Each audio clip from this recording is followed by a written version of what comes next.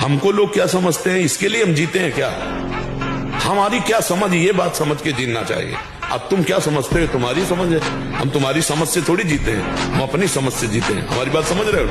हाँ, किसी की समझ के गुलाम नहीं है हम अपनी समझ से, शास्त्र सम्मत समझ से हम आनंद को भोगते हैं। ये जीवन मस्ती के लिए मिला, किसी समझ के लिए नहीं। समझ रहे? हम अपने सत्य की मस्ती में हैं। तुम हमको क्या समझते हो, इससे हमें कोई फर्क नहीं पड़ता। हम क्या समझ करते, इससे फर्क पड़ता है। हमको लोग क्या समझते हैं, इसके लिए हम जीते हैं क्या? हमारी क्या समझ, ये बात समझ के जीना चाहिए। अब तुम क्या समझते हो, तुम्हारी समझ है।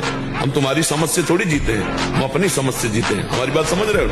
हाँ, किसी की समझ के गुलाम नहीं है हम अपनी समझ से, शास्त्र सम्मत समझ से हम आनंद को भोगते हैं। ये जीवन मस्ती के लिए मिला, किसी समझ के लिए नहीं।